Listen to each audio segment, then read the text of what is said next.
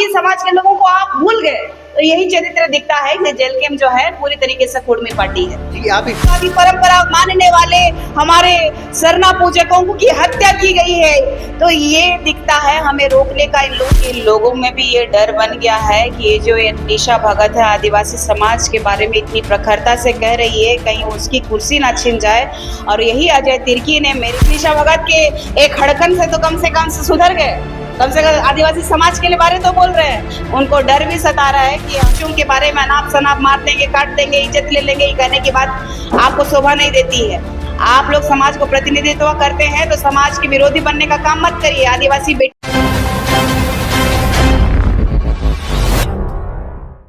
जयराम है तो फिर उनका बयान सामने आता है कि वो कहीं ना कहीं रेल रोकेंगे और कहीं ना कहीं आवाज अपनी उठाएंगे। उसके बारे में क्या कहते हैं आप? कुर्मियों के सपोर्ट में लगातार दिखते हैं वो। कैसी राजनीति चल रही है, क्या कुछ होने वाला? क्योंकि जब जेल कैंप स्टार्टिंग में राजनीति कर रही थी तब तो वो युवाओं के बल पे उड़ रही थी कि युवा युवा युवा, और अब कैसी राजनीति हो रही है? देखिए, एक समय था कि जेल कैंप के सभी तमाम पदाधिकारी से लेके कार्यकर्ता से लेके सोशल मीडिया हैंडल से लेके सभी लोग मुझे दीदी कहते थे और एक मान सम्मान के साथ एक आदिवासी शेरनी के रूप में संबोधित करते थे।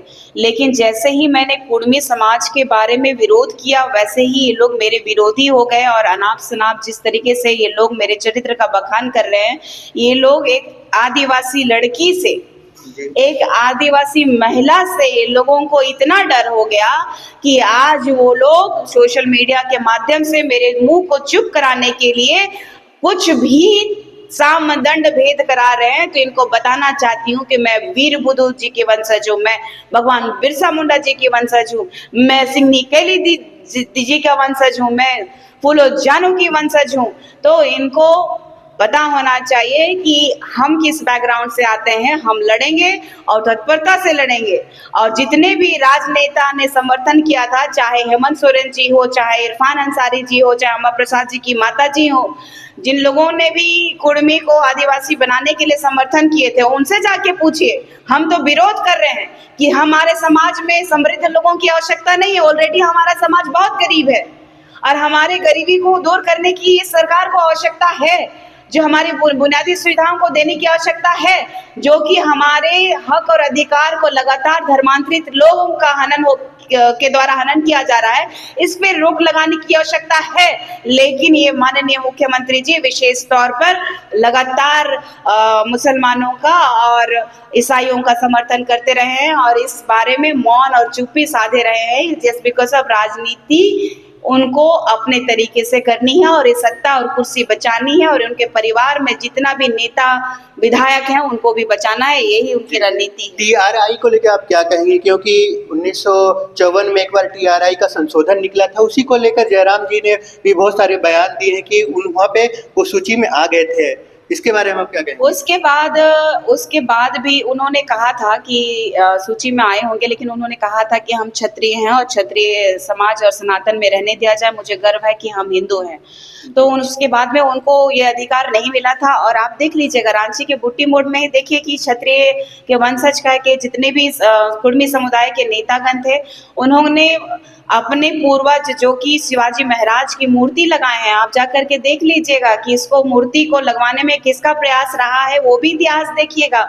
और सबसे बड़ी बात है कि जो कुर्मी समुदाय के लोग हैं, लगातार हमारा विरोध करने के बावजूद ये आदिवासियों का हक क्यों लेना चाहते हैं, क्यों शामिल होना चाहते हैं? मनसा देखिए कि जयराम महतो जो चाहते हैं कि मैं इस राज्य का सीएम बन जाऊं, इसी वजह से उस पार्टी से मुझे निष्कासित किया गया, क्योंकि आदिवासियों का शोषण मेरे रहते नहीं हो सके। कहीं ना कहीं ये तो जातिवाद का ही मामला है कि कुर्मियों को आप सपोर्ट नहीं करिए, आदिवासी को सपोर्ट कर रही है, तब जेल कैंप ने आपको निकाल दिया है। जिस तरीके से जयराम महतो को अपने समाज के बारे में बोलने का और एक्शन लेने का अधिकार है, तो ऐसे ही अपने ही जेल कैंप में कई ऐसे आदिवासी बुड़बक लोग हैं जो कि उनके झांसे में आ जा रहे हैं कि कह रहे हैं कि आदिवासियों का हम लोग हितैषी हैं। तो ये जो निशा भगत ने जो प्रकरण किया है, तो निशा भगत का जो प्रकरण है, ये कुर्मियों के बारे में जो बयान है, अगर इससे पहले भी तो ईसाइयों के बारे में मैंने दिया था, क्यों नहीं निकाला आपने?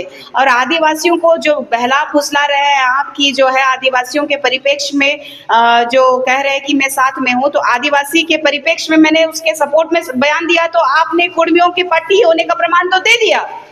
आप मुझे शोकॉज करते, कारण पूछते, या तो फिर क्या हुआ था वो भी पूछते। आज आपके लोग जो है कह रहे हैं कि ईसाई समुदाय के बारे में बोलती है, कुर्मी के बारे में बोलती है, तो मुझे शोकॉज दिया क्या? जब मैंने खुद ही बताया कि ईसाई समुदाय के लोग हैं जो लेटर दे रहे हैं और मेरे बारे में अनाप शनाप बोल रहे हैं, तो जब उस टाइम में आपने मामला संभाल लिया था तो समाज के लोगों ने आपको इतना प्रेशर कर दिया कि आप समाज के नीचे दब गए और बाकी समाज के लोगों को आप भूल गए।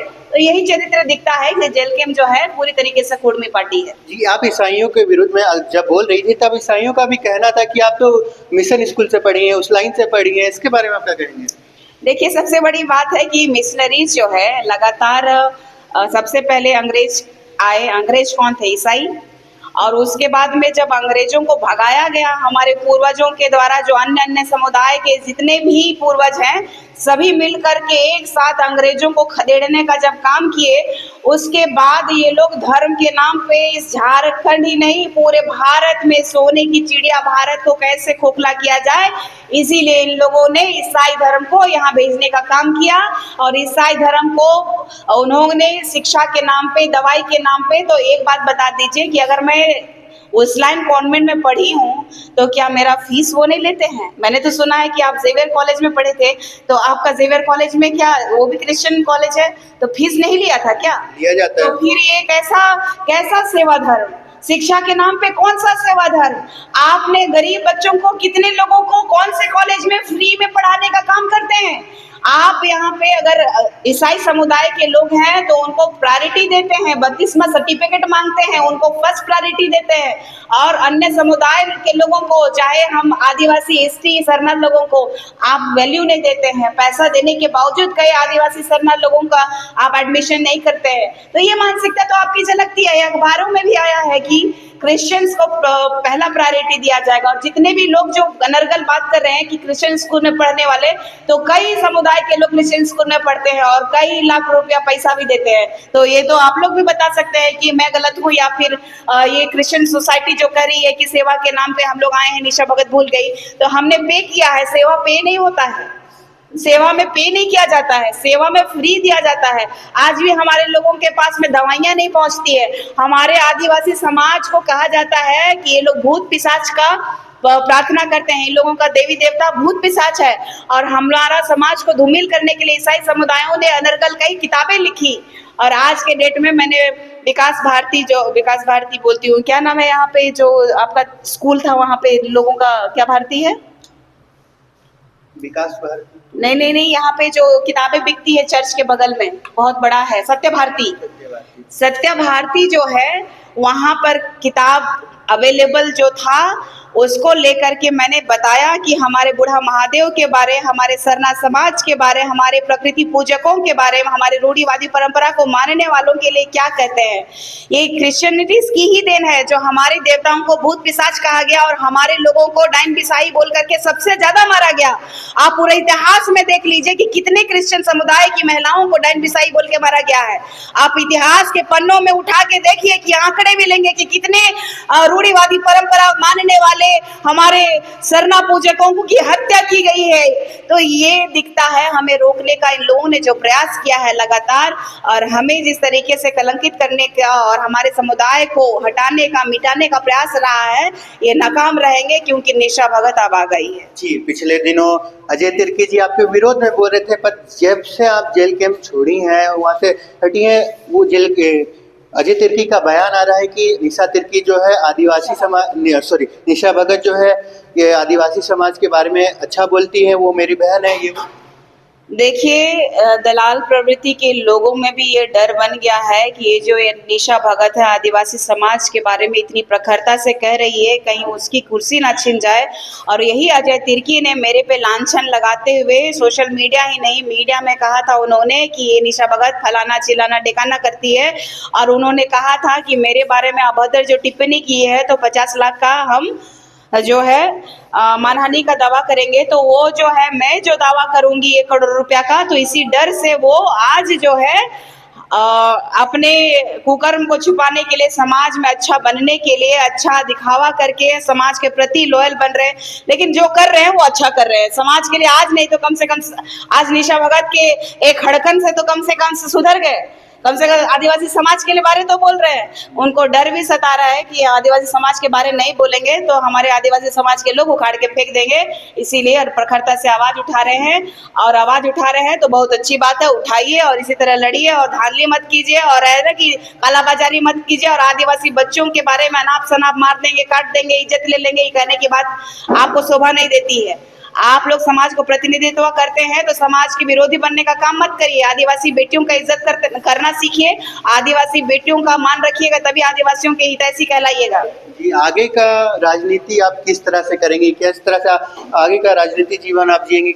बहुत जल्द आप लोगों को पता चलेगा और अभी भी पता चल ही रहा है कि समाज के परिप्रेक्ष्य में मैं लगातार काम कर रही हूँ और सामाजिक ही काम करूंगी। अभी किसी पार्टी और परिप्रेक्ष्य में मैं इसके बारे में किसी तरह का सोच विचार नहीं लाएंगे। हमारे दर्शकों को क्या कहना चाहिए, क्या मैसेज देना चाहेंगे आप? मैं आपके चैनल के माध्यम से जितने भी आदिवासी मूलवासी हैं सभी को विनम्र आग्रह करती हूँ कि अपना अपना सबका अस्तित्व है, अपने हक और अधिकार की लड़ाई लड़ने के लिए सभी स्वतंत्र है। इस लोकतंत्र में संविधान ने अधिकार दिया है तो क्या आपकी बेटी को नहीं दिया है, क्या आपकी बहन को नहीं दिया गया है? क्या अगर मैं सही हूँ, अगर सच्चाई में हूँ तो सभी जो चाहते हैं कि सरना आदिवासी हो तो सभी आदिवासी कम्युनिटी बच पाए और आदिवासियों का हक कोई नहीं खाए, तो आदिवासी समाज के लिए आप लोगों का एक आवाज तो उठना चाहिए। चाहे वो हिंदू बेटी होती या फिर वो मुस्लिम की बेटी होती, चाहे वो सिख की बेटी होती जो राजनीति के परिप्रेक्ष्य में काम कर रही है,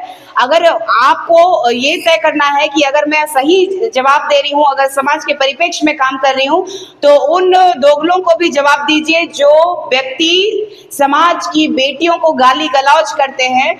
ये कह रहे हैं कि निशा भगत तुम भी गाली देती हो, तो आज जो समय आ गया है कि अब हमारा विनम्र भाव को ये लोग नहीं समझ पा रहे हैं, इसलिए मुझे इस शब्दों का प्रयोग करना पड़ता है। नहीं तो अन्यथा हमें भी इन शब्दों का प्रयोग करने की आवश्यकता नहीं है। अगर मैं इन शब्दों का प्रयोग नहीं करती तो शायद आज पूरा झारखंड जो जाग रहा है, जो समाज, चाहे वो सनातन धर्म की बात कीजिए, चाहे कुछ मुसलमानों की बात कीजिए, कुछ मुसलमान भी सपोर्ट करते हैं, सभी मुसलमान एक जैसे नहीं होते। कुछ मुसलमान है जो कि लगातार अपना समाज को बदनाम करना चाह रहे हैं, तो मैं इनको भी कहना चाहती हूँ इरफान अंसारी जी इससे दूर रहिए और इरफान अंसारी जी के समर्थकों से भी दूर रहिए, क्योंकि ये आदिवासी विरोधी है, ये आपके समाज, आपके कौम को बदनाम कर देंगे। और पूरे के पूरे समुदाय जो कि भी किसी धर्म को भी मानते हैं उनको मैं आग्रह करती हूँ कि एक बहन, आपकी बेटी जो झारखंड के परिप्रेक्ष्य में लगातार लड़ाई कर रही है, उनका सपोर्ट करिए, समर्थन कीजिए।